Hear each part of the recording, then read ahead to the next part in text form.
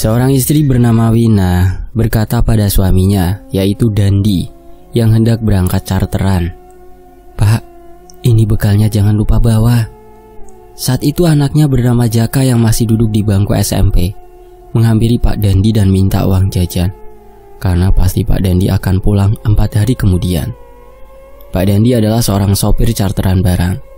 Dia kadang baru bisa pulang 4 hari kemudian, bahkan sampai 1 minggu baru bisa pulang. Pak Dandi pun hanya memberikan uang sebesar Rp40.000 kepada Jaka, dan Jaka juga menyalami Pak Dandi, dan dia pun langsung berangkat sekolah bersama temannya yang sudah menunggu di depan rumah. Sementara Bu Wina segera beranjak pergi ke warungnya. Dia berjualan makanan untuk menambah penghasilan sehari-harinya. Sedangkan Pak Dandi saat itu langsung menuju barang yang akan diantarkannya keluar kota. Dia biasanya berangkat sendiri tanpa ditemani kernet atau siapapun, supaya hasilnya lebih maksimal. Tibanya di lokasi, ternyata barang yang hendak diangkutnya itu lumayan banyak. Jadi yang datang ke situ tuh tak hanya Pak Dandi saja. Ada juga 2 truk lainnya datang usai Pak Dandi sampai di sana. Pengangkut barang pun langsung menaikkan semua barang-barangnya dan menatanya ke dalam truk. Sementara Pak Dandi dan sopir lainnya meminta laporan barang yang nanti di sananya akan dicek, atau surat jalan, sambil menunggu barang selesai ditata. Pak Dandi dan 2 sopir itu disuruh makan terlebih dahulu dan sudah disediakan di situ. Pak Dandi juga kenalan sama 2 sopir itu, yang salah satu sopir itu membawa cewek yang kelihatan menor dan cantik banget, tapi terkesan seperti tante-tante. Pak Dandi kira itu adalah istrinya. Dia pun makan sambil cerita-cerita pengalaman masing-masing saat berkarir dalam dunia sopir. Pak Dandi kemudian bilang sama si sopir yang bawa cewek itu, "Wah, mantep ya mas, kerjanya ditemenin istri terus, jadi semangat dong pastinya."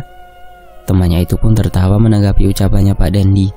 Dia pun bilang kalau itu bukan istrinya, melainkan cewek itu hanyalah wanita sewaannya untuk nemenin jalan waktu nyopir. "Aduh pak, dia ini bukan istri saya, tapi dia wanita sewaan yang nemenin saya nyopir." Pak Dandi yang tidak tahu itu pun kaget, karena memang selama ini hampir semua dikerjakan sendiri. Ya emang sih Pak Dandi pernah dengar rumor kalau biasanya supir-supir tuh sering sewa cewek, dan ternyata memang benar adanya. Supir kalau ada susu mampir. Ya meskipun tidak semua, karena buktinya sampai sekarang Pak Dandi belum pernah melakukan hal itu. Sopir itu kemudian menceritakan enaknya kalau nyopir bawa cewek sewaan keluar kota. Namun Pak Dandi hanya menanggapinya dengan senyuman saja. Semua barang pun sudah tertata serta sudah ditutupi terpal supaya tidak basah waktu hujan turun. Dan berangkatlah mereka semua dengan tujuan yang sama dan satu arah. Sementara di warung, Bu Wina sedang sibuk melayani para pembeli yang datang ke warungnya. Warungnya itu memang selalu ramai karena dekat dengan sawah, dan para petani juga biasa mampir ngopi dan makan siang di situ. Kala itu, ada seorang ibu-ibu petani yang nanyain di mana Pak Dandi, dan Bu Wina bilang kalau suaminya itu sudah berangkat charteran lagi. Si ibu-ibu tadi bilang sama Bu Wina kalau dia harus banyak-banyak doa dan sering ngabarin Pak Dandi biar nanti gak kepencut untuk nyewa seorang cewek buat nemenin perjalanannya. Namun Bu Wina yang percaya dengan suaminya, dia bilang bahwa suaminya gak akan mungkin melakukan hal seperti itu karena dia tahu suaminya sayang keluarga dan anak. Namun ibu itu bukan bermaksud apa-apa bilang seperti itu. Dia hanya sekedar memberi saran saja. Soalnya katanya dia dengar dari desa lain ada seorang sopir truk yang ketahuan selingkuh sewa cewek, dan akhirnya cerai karena ketahuan oleh keluarga jauh dari keluarga istrinya. Setelah selesai makan, ibu itu lalu lanjut ke ladang lagi untuk bertani. Sedangkan Bu Wina sebenarnya masih kepikiran atas ucapan-ucapannya yang dikatakan ibu tadi. Bu Wina pun terduduk melamun, yang kebetulan warungnya sudah sepi. Dia jadi kemana-mana pikirannya. Takut apa yang dikatakan oleh ibu tadi terjadi pada suaminya. Semoga saja bapak tidak sampai melakukan seperti itu, gumamnya. Sontak Bu Wina langsung terperanjat dari lamunannya ketika ada anak kecil yang datang mau beli jajan. Singkat cerita, sementara di tempat lain malam itu turun hujan deras. Pak Dandi dan 2 sopir lainnya terpaksa berhenti di tepi jalan yang lumayan luas. Mereka sedang melewati sebuah jalan yang sepi dan dikelilingi banyak pepohonan. Truk Pak Dandi berada di paling belakang. Dan sambil menunggu hujan reda, Pak Dandi memutuskan untuk nyeduh kopi dengan termos yang dibawanya. Dan juga makan pisang goreng yang tadi pagi disiapin Bu Wina, walaupun sudah melempem. Sungguh nikmat sekali hujan-hujan gini sambil ngopi. Dia pun sempat tertidur hingga beberapa menit. Dan usai terbangun, hujan mulai reda, namun masih gerimis. Berhubung pisang gorengnya banyak, Pak Dandi berniat membaginya ke truk yang ke depan, yakni sopir yang bawa cewek bernama Moden. Pak Dandi pun menghampiri ke depan dan mengetuk pintu truk dan terdengar sautan dari dalam untuk langsung buka saja pintunya dari luar. Namun saat Pak Dandi buka pintu, dia terkejut saat mendapati Moden dan cewek itu sedang berhubungan badan. Dan nampaklah si cewek itu yang membuka baju dan separuh celananya. Namun Moden tak tahu malu, gak malu gitu saat dilihat oleh Pak Dandi. Kemudian Pak Dandi dengan buru-buru langsung naruh pisang gorengnya dan segera kembali ke truknya. Saat itu Pak Dandi pun masih terngiang-ngiang tentang apa yang dilihatnya tadi. Seketika Pak Dandi kaget mendengar ponselnya berbunyi. Ternyata yang nelpon itu adalah Bu Wina, istri Pak Dandi. Bu Wina langsung menyampaikan tentang apa yang tadi dikatakan ibu-ibu di warung, supaya Pak Dandi jangan sampai macam-macam kalau lagi nggak ada di rumah. Setelahnya mereka memutuskan sambungan telepon dan Pak Dandi akan melanjutkan perjalanannya karena hujan sudah reda. Keesokan harinya sampailah mereka di lokasi tujuan dan barang-barang pun segera diturunkan oleh tukang angkat barang. Sementara Pak Dandi dan sopir lainnya dipersilahkan rehat dan makan dulu. Saat Pak Dandi papasan sama Moden dan cewek itu, si ceweknya hanya senyum saja dan Moden menghampiri lalu berkata kepada Pak Dandi, "Udah biasa kali, gak usah heran. Ntar kalau kamu pengen kabarin aja. Ntar tak cariin yang mantep-mantep, asal harga cocok saja." Pak Dandi pun hanya tertawa menanggapi gurauan Moden. Dan mereka pun bergegas makan dan nanti tidur di tempat yang sudah disediakan untuk sekedar rehat. Karena nanti sore, mereka akan segera kembali pulang.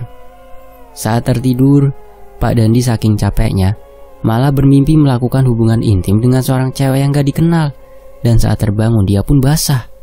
Dia pun segera numpang ke toilet kala itu dan mandi saat itu juga. Dia berpikir mungkin gara-gara melihat Moden tadi malam sampai kepikiran hingga akhirnya Pak Dandi sampai mimpi basah. Karena memang minggu-minggu ini saat di rumah Pak Dandi belum mendapatkan jatah dari istrinya. Singkatnya, sore hari hendak pulang, Moden tiba-tiba saja nawarin untuk ikut dengannya, namun tidak nyebutin kemana. Pak Dandi pun hanya ikut saja saat itu karena memang sedang luang, hingga sampailah mereka di lokasi perumahan yang remang-remang. Moden dan Pak Dandi parkirin truknya dulu. Saat turun, Pak Dandi kaget karena Moden mengajaknya ke tempat hiburan malam, di mana banyak sekali kupu-kupu malam di situ. Pak Dandi sempat menolak, namun karena terus dirayu Moden, untuk sekali-kali mencobanya lah. Akhirnya setan dalam diri Pak Dandi pun tergoda, dan malam itu Pak Dandi khilaf dan menyewa seorang cewek yang bernama Taya, yang kelihatan cantik dan seksi, bahkan sampai melakukan hubungan intim. Parah banget pokoknya. Setelah selesai melakukan itu, Moden menawarkan kepada Taya untuk nanti ikut saja dengan Pak Dandi saat charteran lagi untuk nemenin. Pak Dandi yang baru pertama kali dan merasakan servisannya Taya keenakan akhirnya sepakat di charteran berikutnya akan menjemput Taya dan membawanya. Keesokan harinya Pak Dandi pun tiba di rumah dan disambut Bu Wina serta Jaka.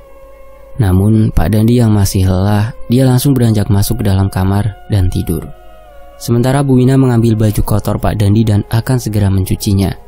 Tapi Bu Wina curiga saat menemukan celana Pak Dandi yang basah, yakni kemarin celana Pak Dandi yang sudah mimpi basah itu. Di celana itu Bu Wina mengenali bekas sesuatu, ya tahulah pastilah. Dan Bu Wina tambah curiga usai menemukan bekas lipstik yang menempel di kaosnya Pak Dandi. Dan ada juga rambut panjang yang lewer di sana. Padahal Pak Dandi rambutnya tidak sepanjang itu. Bu Wina yang teringat akan ucapan ibu-ibu di warung kemarin langsung berpikiran negatif sama Pak Dandi. Usai cuci baju, Bu Wina diam-diam mengambil handphonenya Pak Dandi yang tergeletak dan segera membuka isi chatnya. Bu Wina sontak terkejut saat menemukan sebuah kontak yang foto profilnya cewek seksi dan mengirimkan pesan kepada Pak Dandi bertuliskan, "Makasih ya mas, enak banget tadi malam tidur sama kamu. Kamu juga tahan lama banget. Kutunggu kedatanganmu lagi ya mas." diakhiri dengan emoticon manyun dan lope-lope.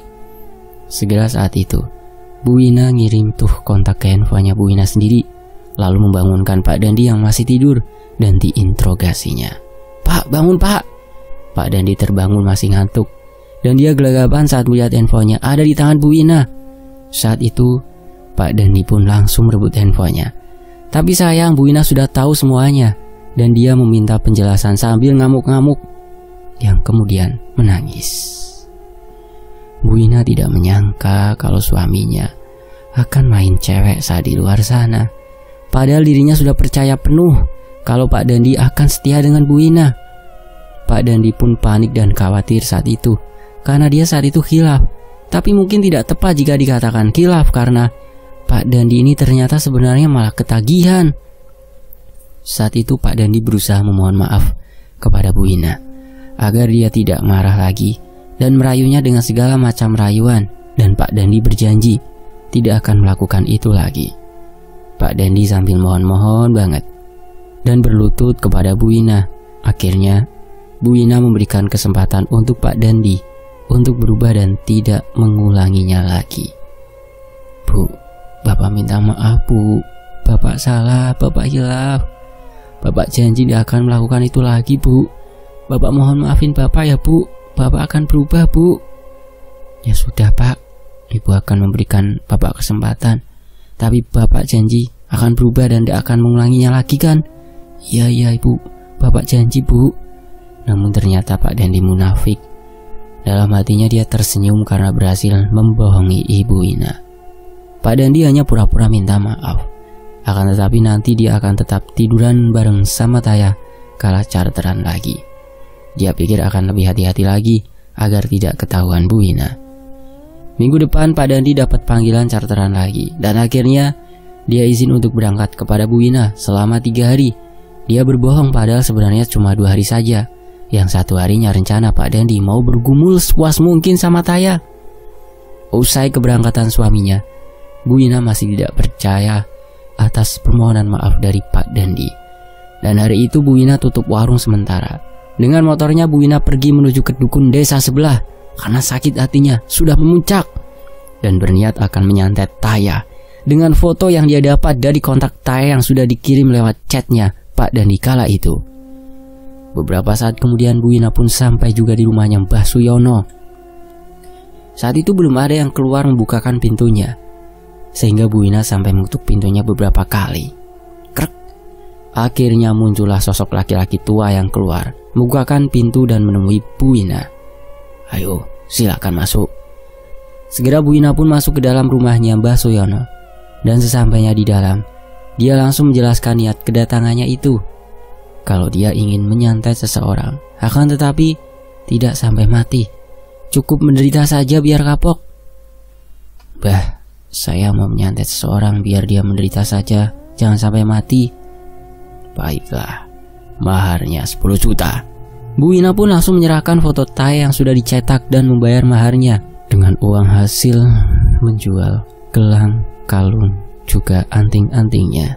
Setelahnya malam itu juga Bu Wina dan Mbah Suyono masuk ke dalam ruangan ritual, dan santet pun dikirim. Malam itu sekitar pukul 10 malam, Bu Wina pulang sendirian dari desa sebelah menuju rumah naik motor. Di tengah perjalanan Bu Wina melewati jalanan yang sangat sepi sekali dan gelap, hanya disentri dengan lampu motornya. Saat itu Bu Wina melewati jalanan depan kuburan yang sangat sepi sekali. Tiba-tiba saja hembusan angin kencang membuat hawa dingin dan suasana sangat mencekam. Tiba-tiba saja Bu Wina mencium bau busuk yang menyengat, baunya anyir serta amis darah. Saat itu Bu Wina merinding tidak karuan. Terdengar juga suara wanita yang tertawa mengikik berada di belakang tubuhnya Bu Wina. Dia juga merasa motornya berat sekali. Karena penasaran, Bu Wina pun menoleh ke arah spion motornya. Ketika melihat ke arah spion, betapa terkejutnya dia karena terlihat di belakang tubuhnya itu ada sosok Kunti yang menyeramkan sekali dengan pakaian putih lusuh penuh tanah. Bu Wina berusaha mempercepat motornya, akan tetapi tetap saja tidak bisa kencang jalannya. Berat. Tubuhnya sangat gemetaran sekali. Tapi Bu Wina mencoba fokus supaya cepat sampai di rumah. Beberapa saat kemudian, Bu Wina pun akhirnya sampai juga. Segera dia langsung rehat dan menenangkan pikiran. Sementara Pak Dandi datang menghampiri Taya saat akan berangkat charteran, dan Taya tampil sangat menggoda kala itu. Pak Dandi bilang kepada Taya agar dia jangan chatan mesra ke nomornya karena takut ketahuan sama istrinya. Dan dalam perjalanan berangkat awalnya malam itu mereka belum berhubungan, hanya sekedar mesra-mesraan saja dan cuma sebatas ciuman. Saat mereka di perjalanan, tiba-tiba saja di dalam truk mereka mencium bau busuk yang sangat menyeruak sekali, dan mereka juga merinding seketika. "Ini bau apa ya, Mas?" "Iya, aku juga nggak tahu. Kok tiba-tiba baunya busuk gini ya, Tai?" Prak! Tiba-tiba saja mereka dikejutkan dengan sebuah batu yang terjatuh dan menimpa atap truknya keras sekali. Beberapa saat kemudian akhirnya Pak Dandi menghentikan truknya di tepi jalan untuk mengecek apa tadi yang jatuh. Mereka berdua pun turun dan melihat ke atas atap truknya. Namun ketika mereka melihat ke atas kabin atap truknya, betapa terkejutnya mereka. Di atas atap truknya itu ternyata ada sosok wanita yang sangat menyeramkan sekali dengan wajah hancur penuh darah. "Ah!" teriak Taya. Taya yang tidak kuat melihat sosok wanita itu, akhirnya dia pun ambruk pingsan di tepi jalan saat itu juga. Sementara Pak Dandi panik melihat Taya pingsan, dan dia mencoba membawa Taya ke warung yang kebetulan di tepi jalan truknya berhenti ada warung. Taya dibawa ke sana dan mencoba untuk disadarkan. Pak Dandi meminta minyak angin kayu putih kepada pemilik warung dan mengolesinya pada hidung Taya. "Tak, bangun tak." Taya belum bangun juga. Hingga beberapa saat kemudian, akhirnya Taya pun sadar juga dari pingsannya. "Bu, teh hangatnya satu, Bu." Saat itu segera Pak Dandi membelikan teh hangat di warung itu juga untuk Taya. Segera Taya menenggak segelas teh hangat itu secara perlahan-lahan. "Gimana? Kamu sudah mendingan?" "Iya, kalau gitu kita lanjut jalan lagi ya." Taya kemudian menjawab dengan menganggukkan kepalanya. Dan mereka segera melanjutkan perjalanannya lagi. Sosok wanita yang ada di atas truknya Pak Dandi itu pun sudah hilang. Taya tubuhnya masih terasa lemas di dalam kabin truk. Hingga akhirnya dia tertidur, sementara Pak Dandi fokus mengendarai truknya supaya cepat sampai di lokasi tujuan. Taya yang sedang tidur tiba-tiba saja dia bermimpi buruk. Di dalam mimpinya itu dia berada di sebuah hutan yang sangat gelap sekali dan dia sendirian di sana. Dia kebingungan tidak tahu arah jalan pulang sampai mengedarkan pandangannya di sekeliling hutan. Sesaat kemudian tiba-tiba saja ada hembusan angin kencang datang, membuat pepohonan di sekitar yang ada di dalam hutan itu bergerak-gerak semuanya. Hawanya semakin mencekam sekali malam itu. Tiba-tiba saja Taya dikejutkan dengan sosok wanita yang datang menghampirinya dengan pakaian putih lusuh penuh dengan tanah dan wajah menyeramkan sekali. Sosok itu menatap tajam ke arahnya Taya dengan kedua matanya yang memutih semua. "Dasar wanita tidak tahu diri," ucap sosok wanita itu. Lalu sosok itu pun tertawa menggelegar di dalam hutan membuat Taya merinding. Dan saat itu juga Taya langsung terlonjak bangun dari tidurnya dengan nafas yang tidak beraturan dan jantung berdebar-debar. Keringat pun membasahi. "Ah! Kamu kenapa tak? Mimpi buruk?" Iya Mas." Dia mencoba mengatur nafasnya, dan Pak Dandi langsung memberikan air putih kepada Taya. "Ini, kamu minum dulu biar lebih tenang tak?" "Iya Mas, makasih ya." Saat itu Taya langsung minum air putih yang diberikan oleh Pak Dandi. Setelahnya Taya pun melamun, kepikiran dengan mimpinya yang dia alami barusan. Ketika dia sedang melamun, tiba-tiba saja Taya dikejutkan dengan bayangan putih yang melesat di dalam truknya, disertai dengan angin yang membuatnya merinding. Mereka melewati jalanan yang sepi saat itu dan tiba-tiba Pak Dandi dan Taya dikejutkan dengan bayangan putih di depan jalan. Dan seketika bayangan putih itu menampakkan wujudnya, yaitu sosok wanita yang sangat menyeramkan seperti yang Taya lihat di dalam mimpinya. Sontak, Pak Dandi yang melihat sosok wanita itu berdiri di depan jalan langsung mengerem truknya secara mendadak. Untungnya di belakang truknya itu tidak ada kendaraan yang lain dan truknya Pak Dandi masih stabil, tidak terguling. Saat itu menatap ke arah truknya mereka dengan tatapan tajam dan mulut menyeringai. Kedua matanya putih semua. Dan sesaat kemudian sosok itu langsung pergi menghilang dari hadapan mereka. "Mas, aku takut Mas." "Udah gak apa-apa, jangan takut tak. Kita lanjut jalan lagi ya." Akhirnya saat itu Pak Dandi langsung melanjutkan kembali perjalanannya menuju ke lokasi pengiriman.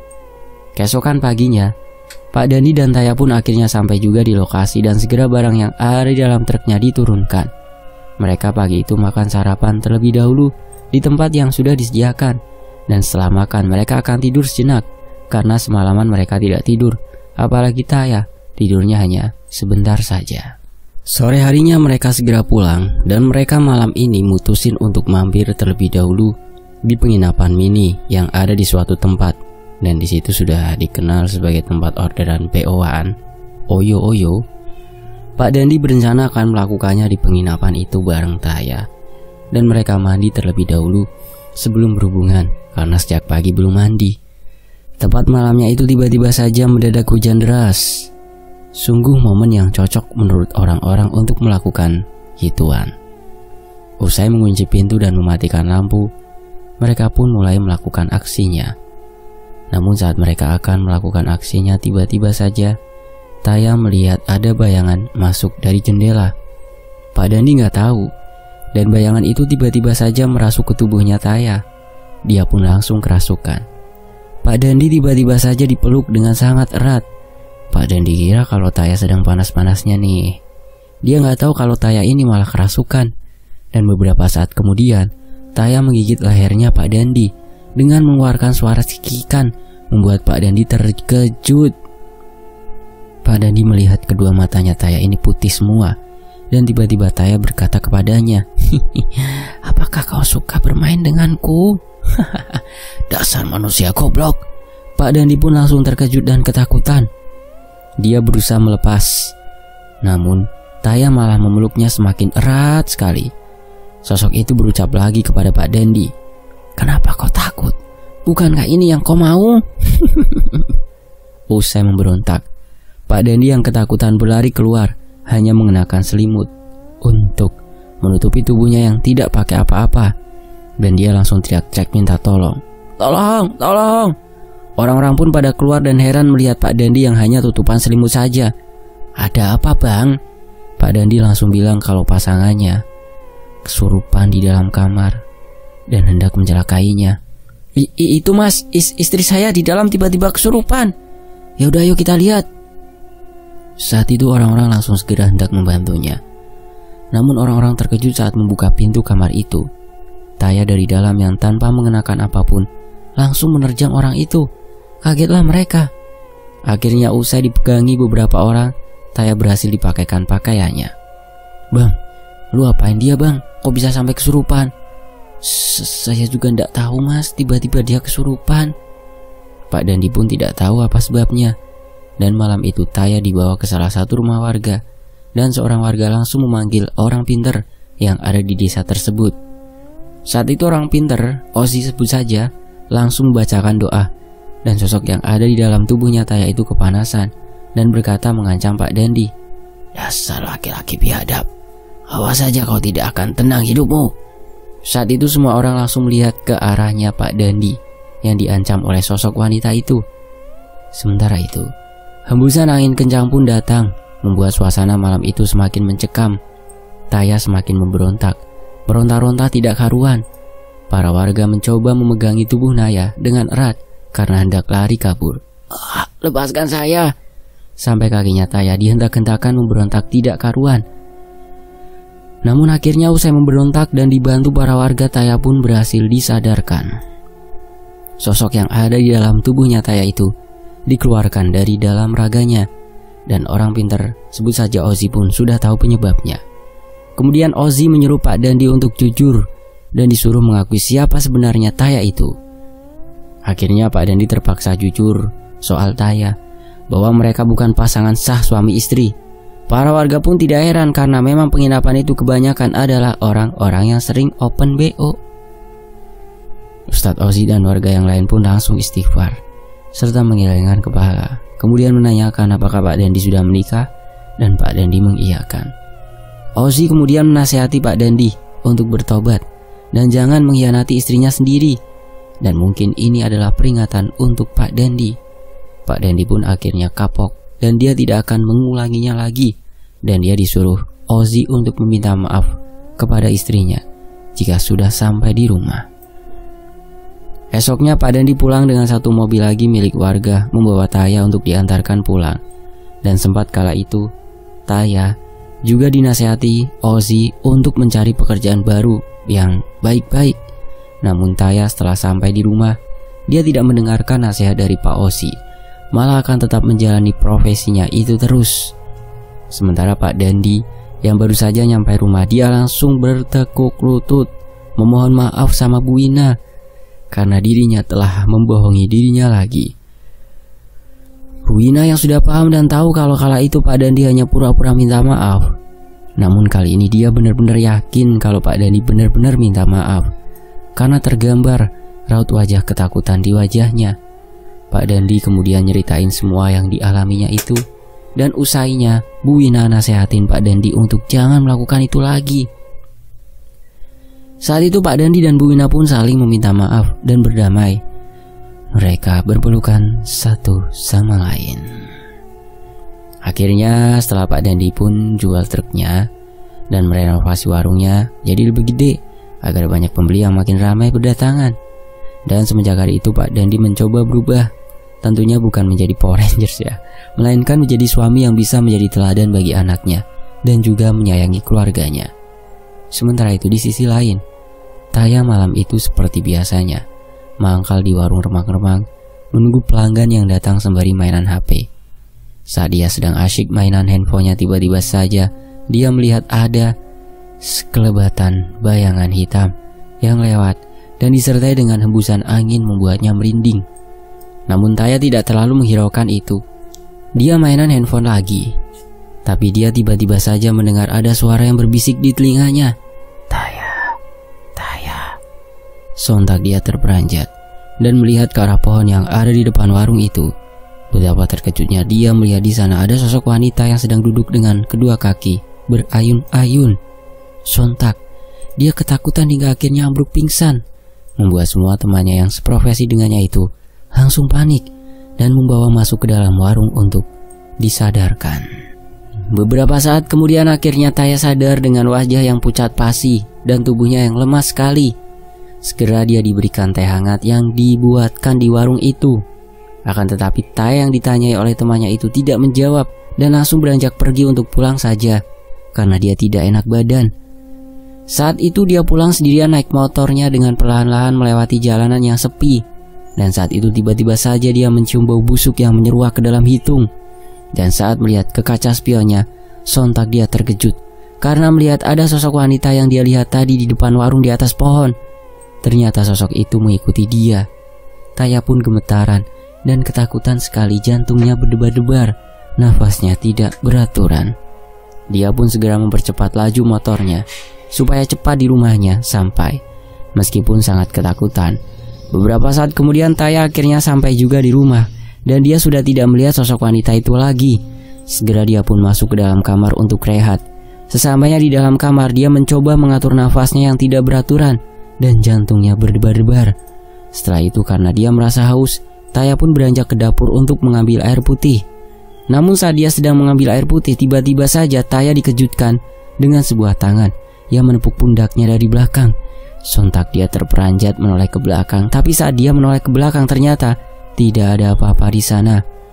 Dia pun ketakutan karena tadi jelas-jelas dia melihat ada tangannya berada di pundaknya. Seketika dia mendengar ada suara wanita yang tertawa mengikik dan dia langsung kabur lari masuk ke dalam kamarnya. Sesampainya di dalam kamar, Taya langsung menenggelamkan tubuhnya di balik selimut karena ketakutan. Tok tok tok tok. Tiba-tiba terdengar ada suara yang mengetuk jendela kamarnya. Dia pun bangkit dan mencoba membuka pintu jendela kamar. Krek, suara pintu jendela dibuka. Saat pintu jendelanya dibuka, betapa terkejutnya Taya melihat di sana ada sosok wanita yang tadi mengikutinya. Sosok wanita yang sangat menyeramkan sekali dengan kedua matanya yang memutih, menatap tajam ke arah Taya. Taya pun akhirnya pingsan lagi saat itu sampai pagi hari. Keesokan paginya Taya sadar, akan tetapi dia sakit demam. Akhirnya dia nanti malam tidak berangkat untuk mangkal lagi. Sementara di sisi lain Pak Dandi dan Bu Wina semakin rukun keluarganya. Pagi itu mereka masak-masak di dapur bersama untuk jualan di warungnya. Setelah semua masakan sudah matang, segera mereka tata di dalam warungnya.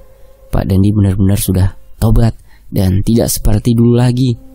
Dia lebih menyayangi keluarganya sekarang. Di sisi lain, pagi itu Taya yang ada di dalam kamarnya yang sedang sakit, tiba-tiba saja dia melihat ada bayangan yang lewat. Dan saat itu dia menjadi stres karena diganggu dan diteror sosok wanita yang menyeramkan itu, kiriman Bu Wina.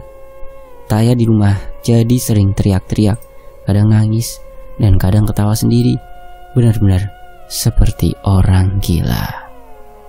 Taya jadi suka mengacak-acak rambutnya sendiri sampai berantakan dan dia semakin kurus karena tidak pernah makan sama sekali.